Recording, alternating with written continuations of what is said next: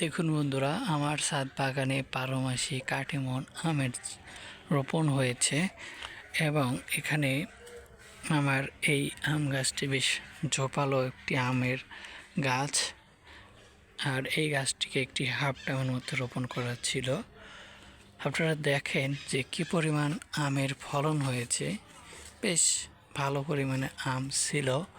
উপর দিয়েও কিন্তু বেশ কিছু আম ধরেছিল, কিন্তু উপরের আমগুলো টেকে নাই, বৃষ্টির কারণে ঝরে গেছে আর এই আমগুলো রয়ে গেছে।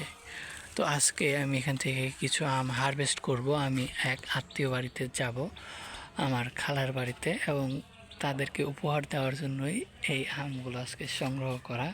তো আমি বেছে বেছে যে আমগুলো একটু পাকা রূপ ধারণ করেছে, হলুদ বর্ণ ধারণ করেছে, সেগুলোকে সংগ্রহ করতেছি।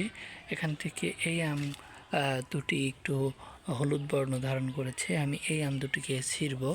আমি একটু পোটা সহ ছিঁড়ব এই আম দুটিকে। দেখেন আম দুটির কি রূপ। আপনারাও যদি আমার মতো এরকম ছাদ বাগানের 12 মাসি আম খেতে চান, তো অবশ্যই আপনারা আপনাদের ছাদ বাগানে এরকম 12 মাসি কাটিমন থাই আমের গাছ রোপণ করবেন। তাহলে কিন্তু আপনারা আমার মতো সারা বছর আম খেতে পারবেন। আর যে কয়েকটি আম রয়েছে, এই কয়েকটি আম হচ্ছে আমার বাসার মানুষদের জন্য।